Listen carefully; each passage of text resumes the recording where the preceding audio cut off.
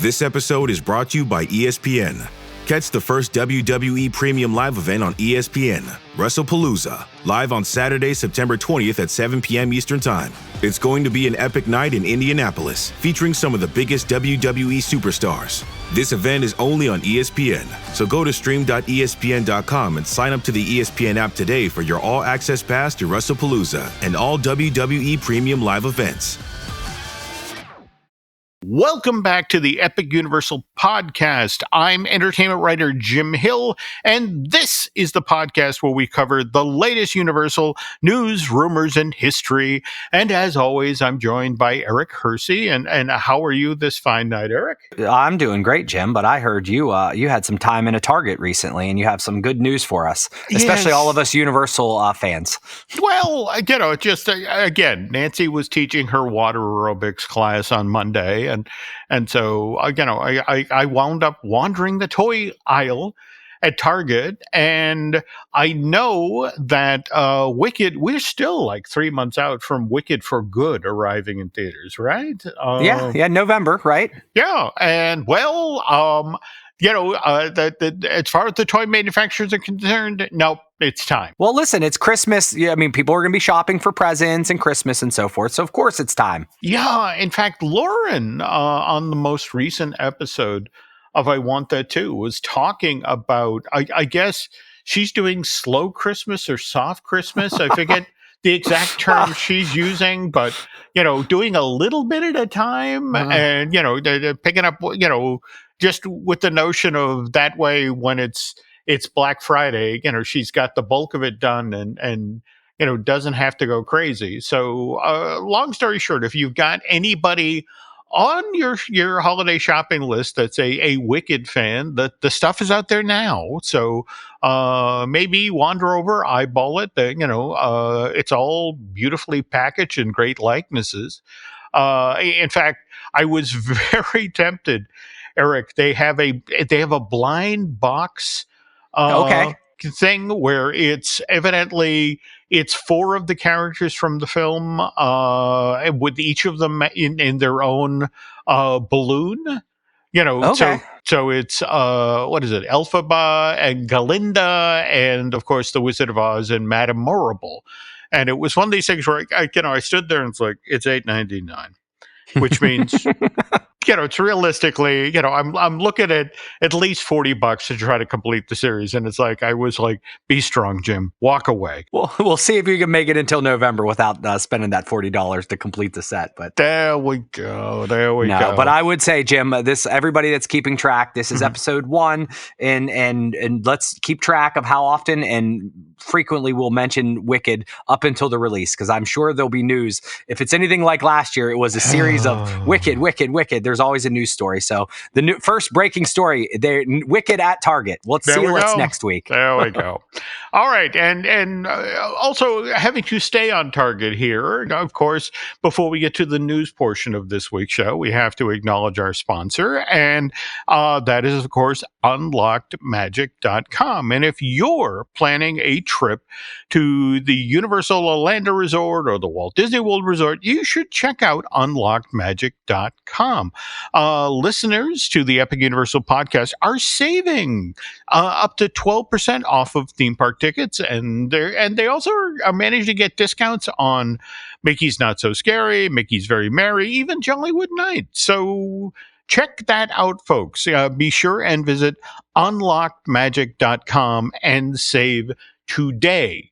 So now launching into the news, and this bit of news you found, this afternoon. In fact, after you'd sent along the script for today's show. Is that correct? Or? Right. I was over on X and doing my normal scroll and checking things out. And it turns out that there was a piece, Wallin Ballin, who's a follow on X for those in the Universal community, often posting items there. This is where I saw it, at least. I don't know if it was breaking news, but at the end of the day, it was a screenshot of the upcoming refurbishments to Florida.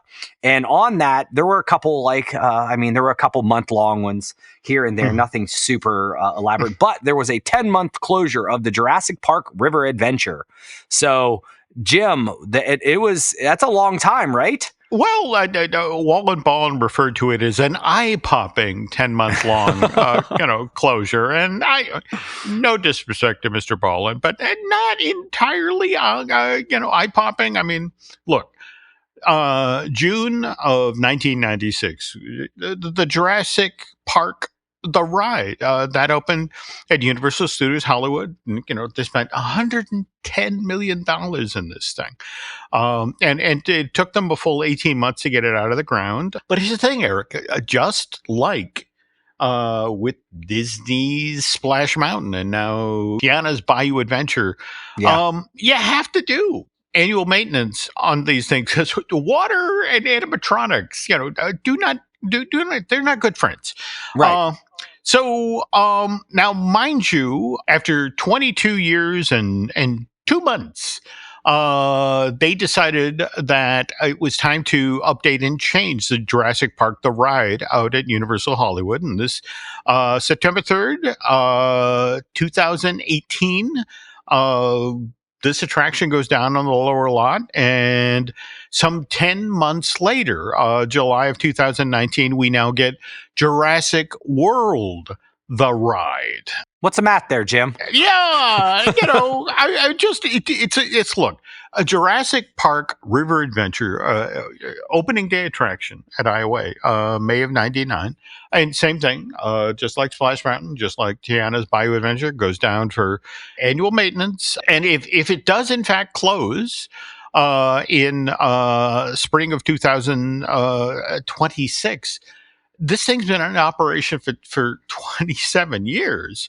And this is something that people really don't talk about fans of theme parks don't necessarily talk out the way that theme park professionals do. And when you have a 20-year-old thrill ride, the term they use, and I know this sounds a little grim, but end of life, as in tracks are stressed, troughs need to be replaced, chains that pull things up to, you need to get new stuff in there.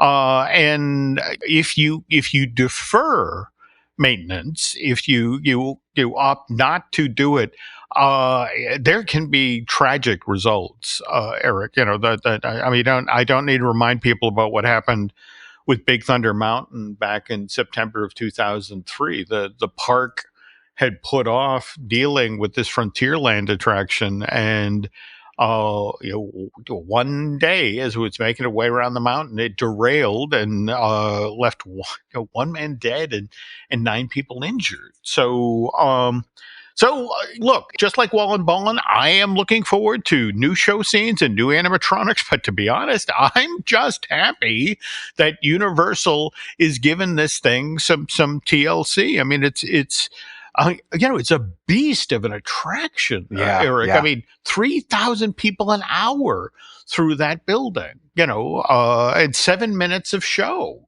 So, and we've already talked at length about some of the stuff that they did out in Florida that, to be honest, I love. I mean, that scene where you're now supposedly going by the Mosasaurus tank, and the thing rams into the glass, and you actually see the glass, splinter and get sprayed with water. Like, oh, it's going to break and he's going to eat you.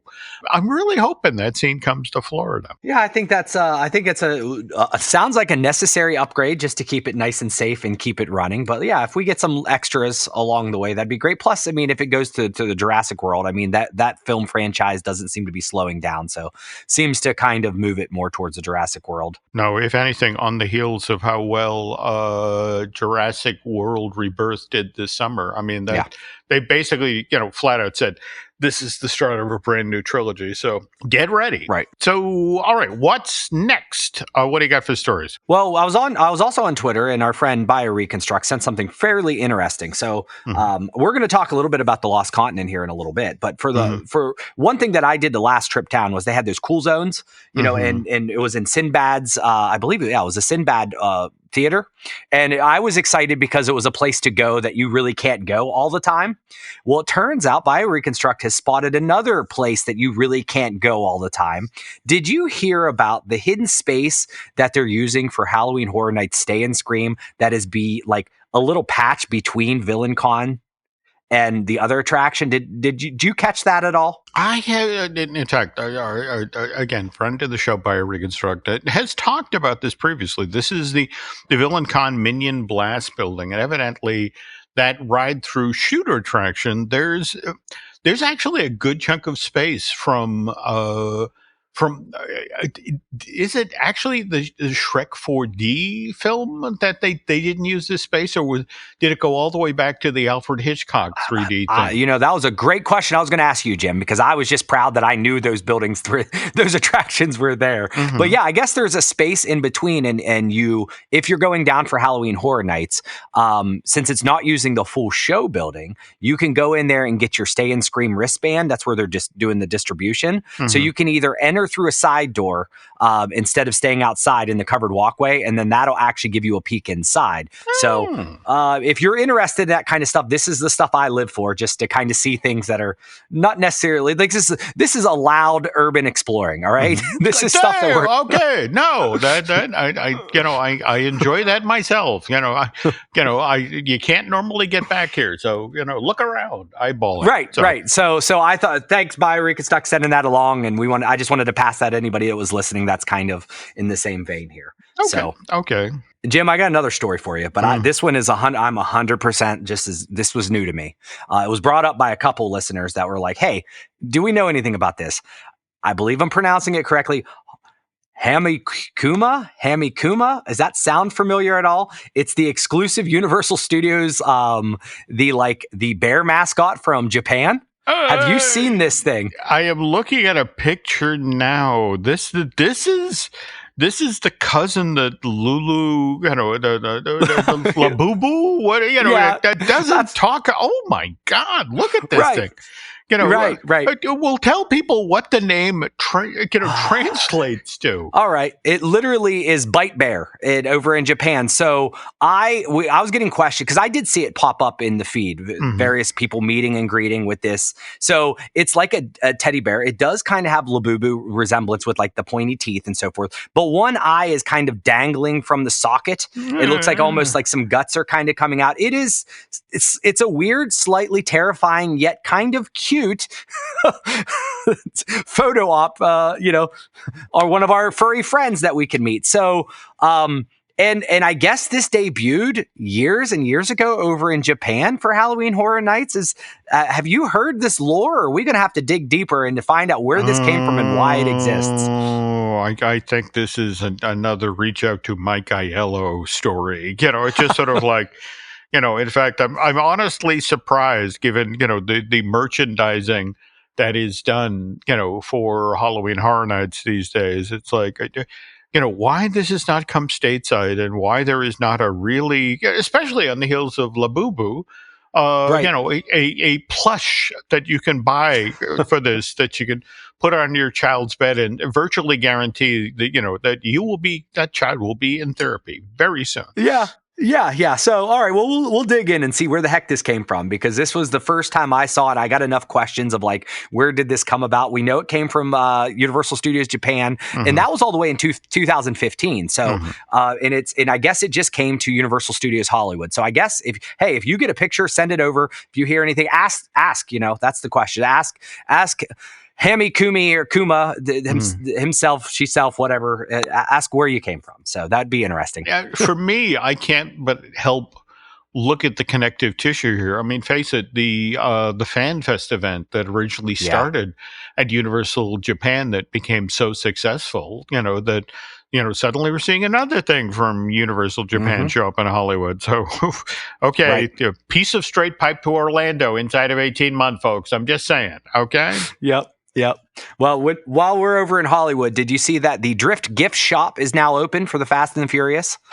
The Drift gift shop. Oh my Yeah. God. Yeah. All right. Somebody earned their money in marketing this week. Mhm. Okay. So, what do we find inside of Oh, the Hollywood Drift gift shop? I guess, Jim, that I'm a little underwhelmed in terms of like it looks Fast and Furious, kind of looks like, it's that brickwork kind of stuff and there's street signs and everything. So I don't necessarily, I think it's themed nice. It's great. Mhm. Nothing super extravagant in my eyes. But right now they just have it for Halloween Horror Nights. So like there is they opened it for that. I Mhm. guess the bigger question is like, is there precedent of like, hey, we open up the shop and then the ride opens in a month, a couple months? Is there any type of precedence for that? Do you think it's anything that's saying, hey, we opened this up, now the ride is going to be ready? Or is this just, we want to sell more merch for Halloween Horror Nights?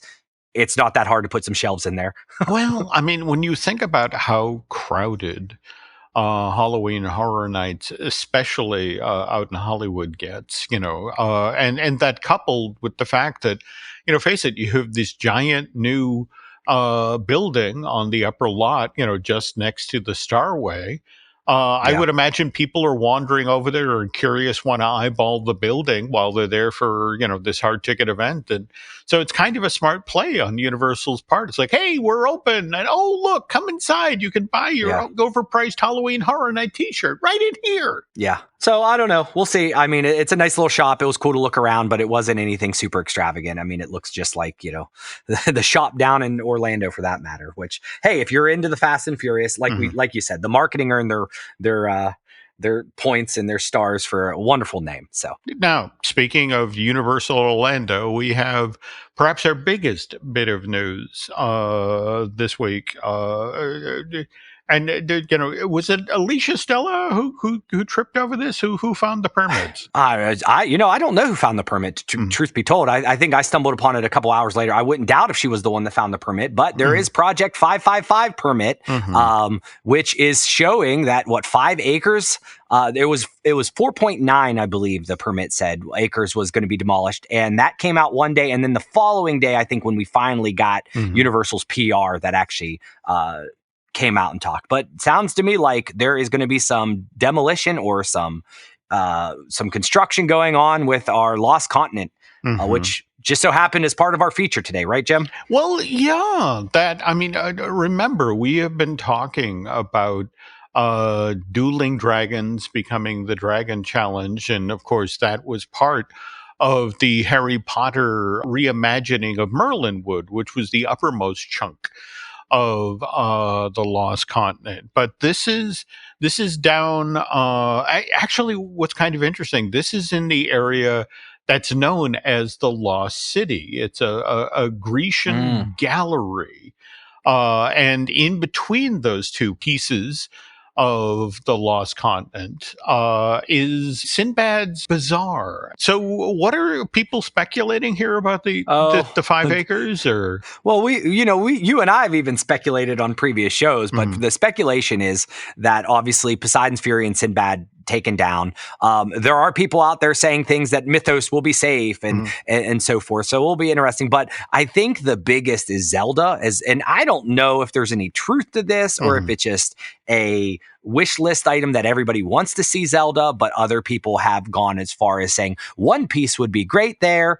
And I know Alice would be super happy about that. But there's a lot of us out here that's never heard of One Piece. So I'm thinking to myself, well, that's kind of a stretch here. But then also Wicked comes up as from time to time. It does. So, Well, so Jim, what the heck do you think? I mean, what makes sense? Is Mythos safe? Is anywhere safe? Are they literally just, are they going to demolish things? What do we think's going to happen here? Are we getting more excited than we should? Well, look, I'm just going to point this out, both on at Universal Japan, likewise at Epic Universe, and also out in Hollywood. Universal is making money hand over fist in Super Nintendo world at the Toadstool Cafe. Yeah. And look, I know, as the banner outside of Mythos tells you, #1 theme park restaurant in all of Orlando, voted on by theme park fans. And, everyone's, oh, that means it's safe. And it's like, oh, pal. Okay. If this in fact does become a Zelda themed land, and given what Toadstool Cafe, the business it's doing there, how soon could, Mythos become a tavern set in the Zelda world? Surprisingly fast, folks. Right. But anyway, tell you what, this is kind of a complicated story, the whole Lost Continent thing, and it does kind of dovetail into the story we've been telling here the past couple of weeks about Dueling Dragons. So how about this, Eric? We'll wrap up this week's news segment and then talk about how Lost Continent got reimagined for Harry Potter and where the different ways it almost went. All right, Jim, I think that sounds like a great idea, but I think we have a couple commercials here, and then we'll go ahead and talk about that as soon as we come back. Cool. Does it ever feel like you're a marketing professional just speaking into the void?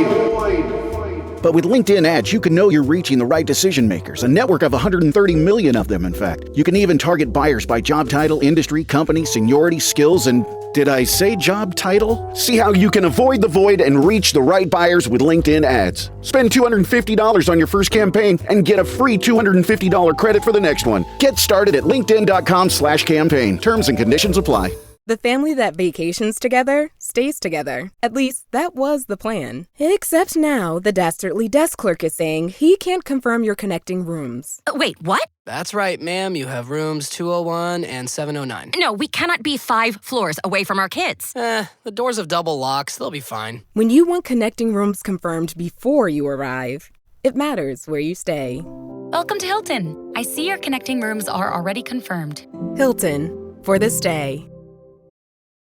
This episode is brought to you by Nespresso and Samra Origins by the Weekend Coffee Collection. Introducing Samra Origins. My collaboration with Nespresso is a connection to my roots, to my mother, Samra. Coffee that hits the right notes. It transports you. Crafted with unique notes and bold soaring flavors. Experience a taste that moves you. Nespresso and Samra Origins. Discover more at Nespresso.com. Okay, again, we were just talking about Zelda potentially moving into the Lost City section of Lost Continent, but again, it's important to understand how we wound up, first of all, with Lost Continent. Now, on last week's show, we were talking about how because Universal was paying so much money to license Marvel and Seuss and the money they were spending to build the Jurassic Park River Adventure. The whole notion was that, let's make Lost Continent, well, first of all, let's build it around things we don't have to pay for, stories that are in the public domain. So, yeah, again, we were just talking about, if you're coming out of Seuss's Landing, you first encounter the Lost City, and again, this is the home for Poseidon Fury, likewise Mythos. As you trudge up the hill, we're going counterclockwise around Islands of Adventure Lagoon here, folks.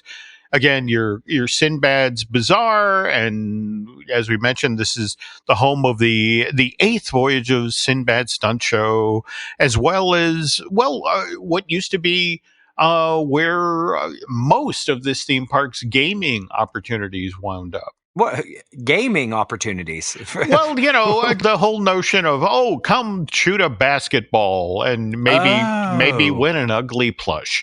They had basketballs there? Okay. Yeah, all right. But no, they did. These games of alleged skill. Sure. Anyway, at the highest point in Lost Continent, you arrived at the medieval village of Merlinwood, and this was home to the Royal Oak Tavern, which, by the way, was one of Iowa's better quick service restaurants. And, of course, Dueling Dragons, which was Iowa's marquee attraction, a pair of inverted, intertwined coasters that seemed to race one another. But here's the thing, Eric. Lost Continent was not a success right out of the box. And first and foremost, people complained that this specific area of Iowa had very little for small kids to do, and this is why the Flying Unicorn, a junior coaster, was added to very quickly to Merlinwood. In fact, it opened June of 2000, 1 year and 1 month after Universal Orlando's second gate opened. There were also complaints about some of Lost Continent's other attractions that they were confusing or hard to follow. And so, Eric, this is actually why late winter, early spring of 2001, Poseidon's Fury goes down for a 3-month-long redo. And when it reopens in June of 2001, has a brand new name. It's now Poseidon's Fury, Escape from the Lost City, as well as a far simpler to understand storyline. Of course, the downside is in the original version of the attraction, Poseidon was voiced by Jeremy Irons, and Jeremy, opted not to come back. He wasn't happy with that decision, huh? He wasn't happy with that decision. But again, this entire side of the park, Lost Continent, just is not as successful as Universal Creative had hoped. And again, in hindsight, the thinking is, all right, we went with public domain. And when you look at the rest of the park, and you got Marvel and Jurassic Park and Seuss, this area just wasn't as appealing to theme park visitors. So to remedy this, Eric, May of 2007, Universal announces that it's going to take the Merlinwood section of Lost Continent and transform it into a Harry Potter themed area. And they're able to get this open by June of 2010. Now, mind you, some of the ways they did this is they repurposed attractions that were already standing there. We just talked a second ago about Flight of the Unicorn. That became Flight of the Hippogriff. And of course, we've been talking for weeks now about how Dueling Dragons then became Dragon Challenge. And we just a moment ago mentioned the Royal Oak Tavern, where what Universal decided to do here, Eric, was fascinating. That they decided that they would keep the kitchen, I mean, literally the physical kitchen, in place. They wrapped every piece of equipment that was in there in heavy industrial plastic and then tore the building down around the kitchen. And then built the 3 broomsticks from the ground up with all right, we don't have to replace the kitchen. We'll just build a restaurant. Oh, that must have been an expensive stove to have to restore, to keep that. It must have been. God, you nailed it. I talked with Mark Woodbury, the then head of Universal Creative, now the CEO of Universal Parks and Experiences, and asked him about that. And he how they talk about how dressed you are, it depends on how high up in your face you touch. Mark actually buried his hand in his hair and said that, in essence, turning the Royal Oak Tavern into 3 broomsticks was the world's most expensive kitchen remodel. And more to the point, it was something that Universal would never, ever do again. But anyway, Wizarding World, when it finally opens, June of 2010, enormous success. And Comcast, which began its acquisition of NBC Universal in January of 2011, started off by buying 51% of that entertainment conglomerate from GE, and they get the rest of it, the other 49, in March of 2013. Anyway, Comcast, because it's looking at the books, is just thrilled with the Harry Potter business. So much so that, early 2011, Eric, rumors begin to circulate that the Wizarding World at Island Adventure is soon going to expand. In fact, the word on the street is it's going to start to march down the hill into Sinbad's Bazaar, which will soon be home to the Forbidden Forest. And in fact, I was once shown a piece of concept art for the Whomping Willow Spinner Do you know the Whomping Willow from the tree, right? The one that swings around and hits the car.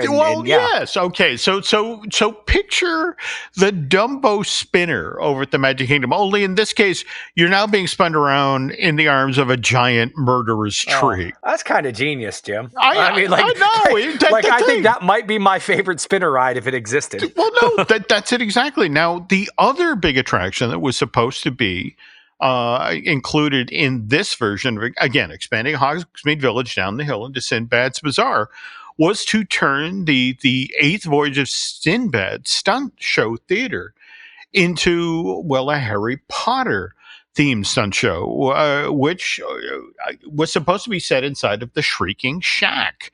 Now, what's interesting, what supposedly derailed this was that literally the other Universal parks around the globe, which are getting word about how much money you making off of butterbeer, they raise their hands and said, no, wait a minute, before you expand Florida, how about you send a little Harry Potter goodness our way?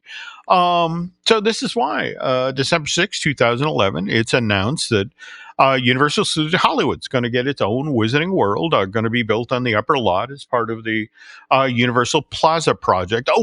But you being the huge butterbeer fan that you are, you're going to love this story. Okay. As part of the announcement, Universal actually flies out from Florida to Hollywood all of the necessary ingredients to make butterbeer. All right. And a batch of butterbeer is made for the press event. Now, mind you, Universal Security is looking on the entire time and making sure nobody's looking in, because again, this is a super secret recipe. And this is the part that will absolutely kill you, Eric. As soon as the press event is over, again, with security looking on, they made this really big show of carrying the remaining containers of butterbeer over and pouring them into the sewers on the upper lot. To the effect of only the people who were there for this event, again, December of 2011, you get the butterbeer. Now, mind you, if you want more butterbeer, come back in 4.5 years, because that's when they finally got it open, April of 2016. That's not fair to those people. That is like getting them hooked on something and then basically saying you can't have it, but sure. Well, what are you going to do? Now, also worth noting that Universal Studios Japan also wants in on this Harry Potter stuff.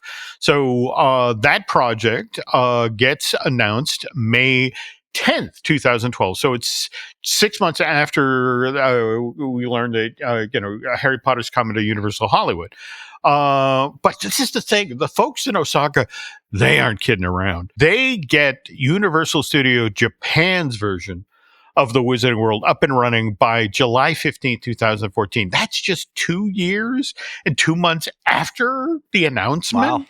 Wow. And what's worth noting here is that the Universal Studios Japan version of Hogwarts Castle is actually built alongside of their very own version of Black Lake, which, by the way, that's where the giant squid resides. You ever read the books? I don't think they ever showed the squid in the movies. But anyway, having the Black Lake right there at the base of Hogwarts Castle, for a lot of Potter fans who've actually, there's a number of them actually made a point of visiting every single one of these theme park things. They say that this is what makes the Universal Studios Japan version of the Wizarding World the prettiest version. Because again, you can get all these great pictures of the castle being reflected in the surface of the lake. So I'll tell you what, Eric, let's leave people with that image in their head, because again, we got to take another break for ads here. But when we get back, we're going to pick up the Harry Potter and Dragon Challenge story and what else happened in the Lost Continent. This episode is sponsored by Friskies, who would like to tell your cats hi. Now, if that didn't get your cat's attention, there is one thing that always does the trick. Just pour some Friskies crunchy food in the bowl and you'll hear those paws come running. Works every time. With so many Friskies choices, you can always bring your cats running from their secret napping spots. There's always more to explore. See for yourself at friskies.com or visit your local store. Mint is still $15 a month for premium wireless. And if you haven't made the switch yet, here are 15 reasons why you should. 1, it's $15 a month. 2, seriously, it's $15 a month. 3, no big contrast. 4, I use it. 5, my mom uses it. Are you playing me off? That's what's happening, right? Okay, give it a try at mintmobile.com/switch. Upfront payment of $45 for 3-month plan, $15 per month equivalent required. New customer offer first 3 months only. Then full price plan options available. Taxes and fees extra. See mintmobile.com. If you thought goldenly breaded McDonald's chicken couldn't get more golden, think Golder. Because new sweet and smoky special edition gold sauce is here. Made for your chicken favorites. At participating McDonald's for a limited time. And we're back, folks. To be specific, we're now back in Florida at the Universal Orlando Resort, where at Comcast's behest, Universal Creative is getting ready to expand the original Wizarding World. And again, the notion is initially we're going to march down the hill, in Lost Continent and swallow up Sinbad's Bazaar. But again, now it's the folks who run the theme park next door, Universal Studios Florida. They're like, well, what do we eat? Chopped liver? Hollywood gets, Japan gets. We want in on this Harry Potter stuff as well, which is interesting because Universal Creative's like, we did focus groups. We did a lot of focus groups. And what we found out was that people, don't get me wrong, they love, as they walk into Hogsmeade Village, there's the Hogwarts Express. In fact, evidently one of the top 5 photographs that people take in Hogsmeade Village when they visit is them standing there with the conductor, without the Hogwarts Express behind them. Hogwarts Castle is first. You'll love this. I want to say the red butterbeer wagon is like 3. I was gonna say, Jim, the picture I take is always me with a butterbeer mustache. That is the number 1 picture. Doesn't matter, but you know what? It just dawned upon me, Jim. Mm-hmm. Yep. You're talking about Hogwarts Express being there before there's a ride. There we go. Okay, I never dawned. It just, me coming to the park world just when there's always been this thing. Yeah. Okay, so they actually had it there as a prop before there was a ride. Interesting. Yep. And what they found from these focus groups, it's like, look, don't get me wrong. I love this is across from the 3 broomsticks. I love that I can get a photo of myself with the train. But what I'd really like to do is ride the Hogwarts Express. And so Universal Creative starts looking at this, and it's like, well, could it be an attraction and a transportation system? And if so, well, where exactly would we be taking these guests as they travel from Island Adventure over to Universal Studios Florida? And weird little bend on the story, Eric. So again, they started doing the focus groups. It opens June of 2010. By the fall of 2010, they're already thinking, all right, we want to expand. Let's get people in here to tell us what they want and see if that's doable. But November of 2010 is when Harry Potter and the Deathly Hallows Part 1 opens in theaters. And again, just 5 months after the original Wizarding World opens. And so this is the 7th movie in the Harry Potter series. It features a big action scene where Harry, Ron, and Hermione have to infiltrate the Ministry of Magic. They got to steal a Horcrux. Where, in this case, it's a locket that's in Dolores Umbridge's office. And important to understand here that Harry Potter and the Order of the Phoenix, which had come out in June of 2007, also had an enormous action scene set at the Ministry of Magic. So this is a space that fans of the franchise already know and are familiar with. So when Harry, Ron, and Hermione returned there in November of 2010, which again, right in the window when this focus group is being held, this location, the Ministry of Magic, is very front of mind. So, when Universal Creative is asking these people in the focus groups, where would you want the Hogwarts Express to take you to? Where would you want to go? The majority explained, Ministry of Magic. But the only problem here is, in fact, we were just talking on the last episode, about how we lost Stuart Craig, the gentleman who designed all of the Harry Potter films. He had made the Ministry of Magic enormous. I mean, this grandiose space that nobody had ever built anything in a theme park on this scale before. No one can, Jim. No one could ever build that at the scale, right? Yeah. So now, again, we're talking 2011. There was another issue, kind of a parallel issue. To be specific, July of 2011, there was an incident on Dragon Challenge. And remember, when this thrill ride first opened at Islands Adventure, it was known as Dueling Dragons, as in the coasters would launch at the same time, then race around this 3,200-foot-long track and have 3 near misses. In fact, near misses doesn't even begin to describe this, Eric. There were points in the original version of this ride where the 2 coaster cars, your feet are dangling. It's an inverted coaster. Yeah. You come within 18 inches of the other car. All right.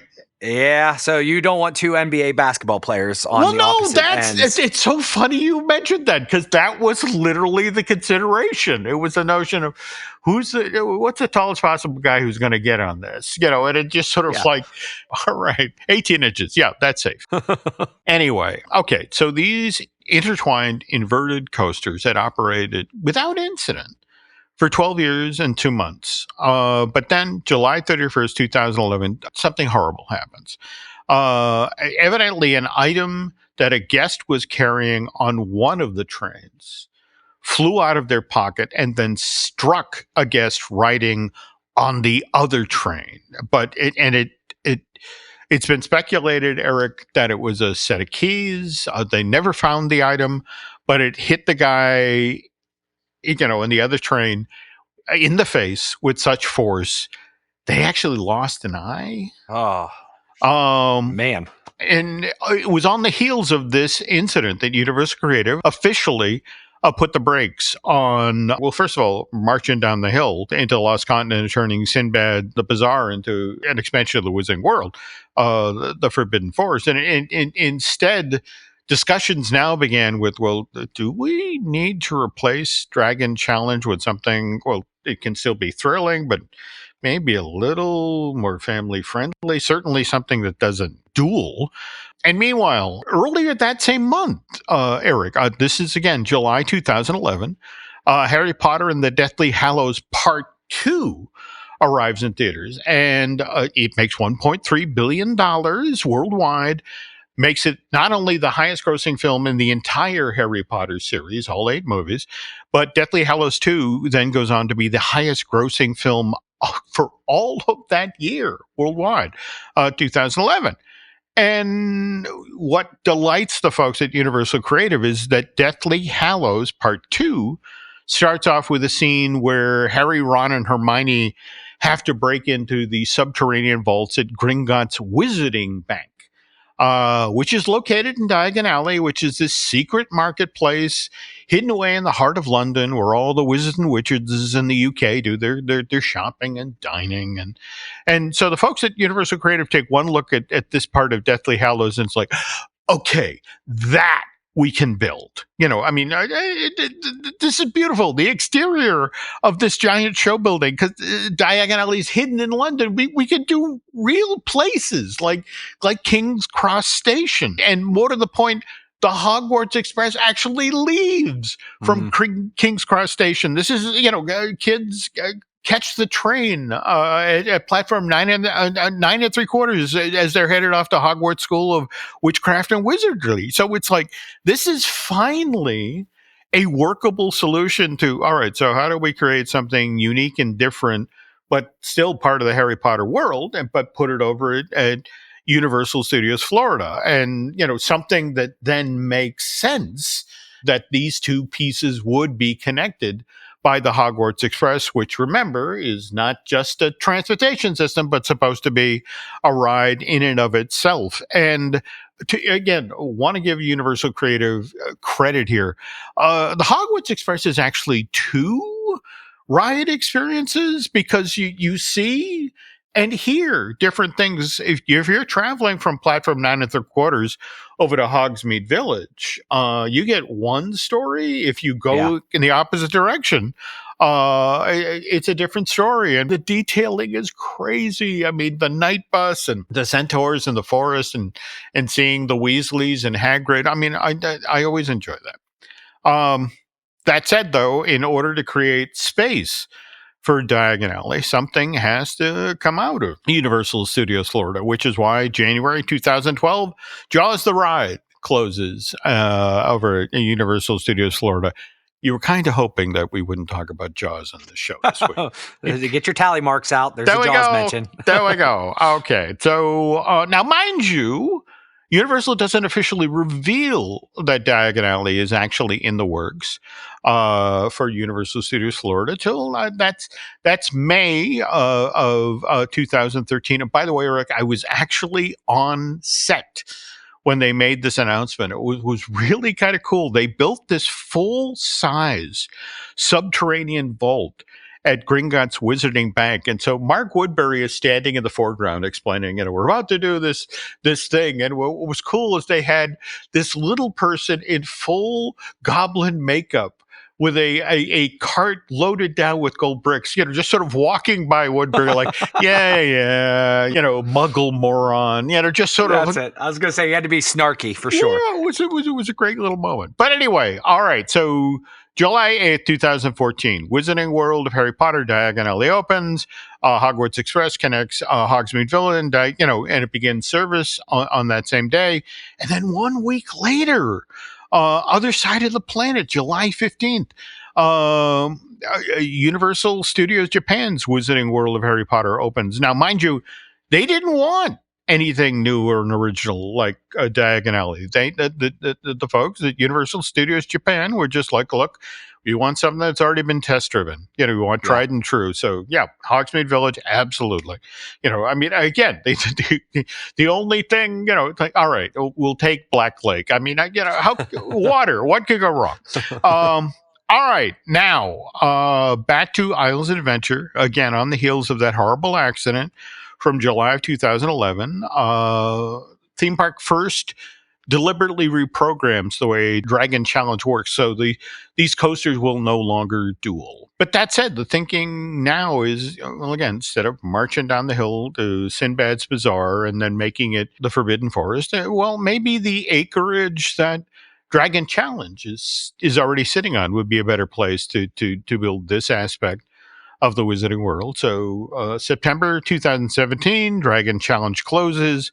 But where this gets interesting, Eric, is a year and a week later, September 15th, 2018, the 8th Voyage of Sinbad closes, which initially confuses a lot of folks who pay attention to the Universal parks. And there it was like, what's going on? Is the Shrieking Shack back on the table? And if so, when does that? And and here's the irony. The real reason that the 8th Voyage of Sinbad closed was budgetary reasons.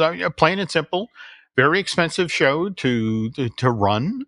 Though, interesting little bend in the story, this now shuttered stunt show did, for a time anyway, become part of the Wizarding World. To explain, June of 2019, Hagrid's Magical Creatures Motorbike Adventure opened. And I know you weren't paying much attention to the Universal parks back then, but this was hugely popular, Eric. Jim, I actually know this was one of my first instances of knowing about it because it was so popular. People were waiting like 7 hours, right? Yes. Or something ridiculous. I was like, I don't know what's going on over there. Yeah. But like, get your stuff in order. Well, but that's the thing. People wanted to experience this. And so the line got crazy, and it just, that they finally got to the point where it came out of Hogsmeade Village, it went down the hill into Sinbad's Bazaar, and then, just as you mentioned, a 7-hour long line. And Universal just felt so bad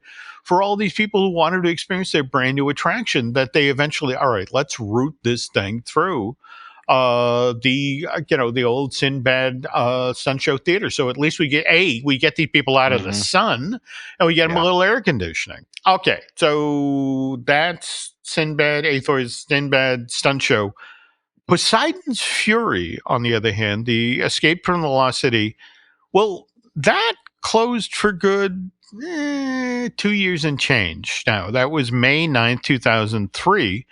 But prior to that, Eric, all right, look, first Poseidon's Fury closes back in March of 2020, but so did every other attraction in Central Florida due to the pandemic. But then Islands Adventure reopens for business 3 months later, June of 2020, and Poseidon's Fury comes back online with the rest of the park. But remember, folks, this is still pandemic country, and we're all supposed to be social distancing at this point. Deliberately keeping 6 feet away from everybody. And that's really hard to do when you're a walk-through attraction like Poseidon's Fury. And so this is why August 9th, 2020, this is less than 2 months after Iowa is reopened for business, after the COVID closures. And so Escape from the Lost City closes again, and it stays closed, Eric, for 17 months until March of 2022. It reopens. But by now, the damage is done. Universal Island Adventure has been so erratic about Poseidon's Fury, but when it's open, when it's closed, that it's now no longer on people's radar when they visit the park. In fact, their reaction when Universal team members, are standing inside of the A-frame is like, "Hey, look, Escape from the Lost City is open," and it's like, really? Why? So anyway, that is why May 9th, 2003, Poseidon's Fury closes for good, and we're now back to the 5 acres we were talking about earlier in today's show, these demolition permits. It's interesting to watch how folks are like, well, all right, what are these 5 acres? What's going to go down? And yes, we were talking about Zelda early on. That seems to be where the smart money is. But getting back now to Mark Woodbury, again, former head of Universal Creative, now the CEO of Parks and Experiences, he was recently interviewed about visiting the set of Wicked when this John Chu film was in production. And Mark described this 2-part Universal Pictures release as a theme park land waiting to happen. So it is going to be interesting to see come 2026, 2027, when this finally gets announced, what goes in there. I mean, for me, what's going to be fascinating is seeing what gets saved. What gets torn out, which buildings get saved. That'll kind of be the giveaway. Just got to be fascinating going forward here. Right. Well, Mark is also the one that said that that Universal has enough IPs. They don't really have to license stuff anymore, right? And wouldn't Zelda be some type of a licensing deal? Well, but that's where it's interesting because, in fact, we just saw this past week, for example, the teaser trailer for the Super Mario Brothers Galaxy film. I mean, Illumination, the one of the 2 animation studios that Universal owns now. The other one, of course, is DreamWorks Animation. They have a long stand, a very strong, firm relationship with the folks at Nintendo in regard to making movies going forward here. There's already talk about a Donkey Kong standalone film. I mean, there's a lot of stuff coming. So it would certainly make sense given Illumination's relationship with a Nintendo that, this shows up in the Universal parks. But But at the same time, as you mentioned, Mark, being a guy who no, I don't want to share. Right. We have our own IP. So, like I said, let's just see what happens over the next year or so, and more to the point, let's see what BioReconstruct can see as he flies over. That's it. That's There it. we What go. kind of permits are being pulled there? So we'll stay tuned. We'll be talking about it every week. But it's very exciting times. Thanks, Jim. That was a fantastic. I mean, we went all the way from, early, I think 80s of Disney Imagineers to all the way to current topical information. That is how you tell a story, Jim. So I appreciate going all the way through. I know all about the Lost Continent area now, the beginning and maybe what we call the end. I just hope that Mystic is saved. Save Mystic. But the best thing I saw online is somebody saying, all right, now just pick him up, put him out in the front of Islands of Adventure and leave him there. And that would be a perfect placement for a good old Mystic fountain. I have to admit, I always enjoy, there's always some 8-year-old boy, mom and dad aren't paying attention. And, the next thing you know, this poor kid's been through the car wash. And That's it. It's the best. It's absolutely, and that's happened to Miles. So, well, there we go. There we go. Well, thanks, Jim. That was great, and we'll stay tuned, and we'll see what's going on in that area. But that's exciting times for all of us. Yeah. Now, that said, folks, if you have any memories of the first version of Poseidon's Fury, or did you manage to?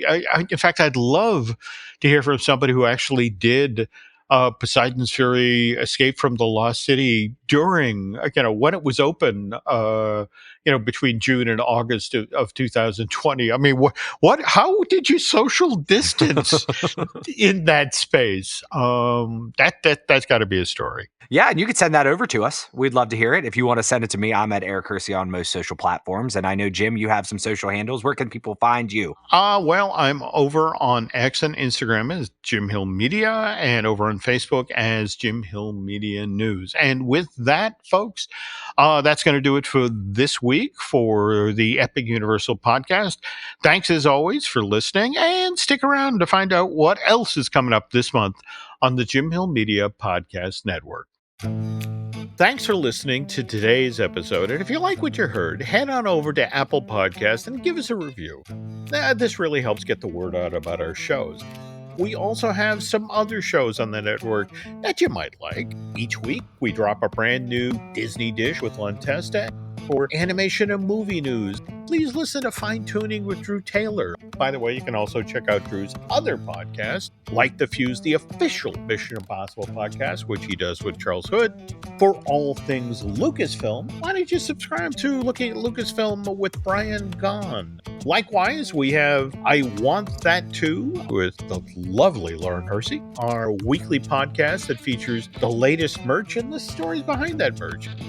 And our Epic Universal Podcast takes a look at the Universal theme park. So please join Eric Hersey and I on that weekly. If you enjoy theme park history, we also host Manufacturing the Magic with Shelley and Noah Valladolid. That podcast tells the story of how we got the modern theme parks that we enjoy today. Join myself, Len Testa, and veteran Imagineer Jim Schul for our latest season of Disney Unpacked, our first ever video series exclusively for Patreon. These get released first Sunday of every month, and each month we release several exclusive podcasts to help support this video series. I want to thank everyone that supports the Jim Hill Media Network. For more information about podcasts and content, head on over to jimhillmedia.com. So that's going to do it for now, folks. Thanks again for listening, and we will catch up on the next show.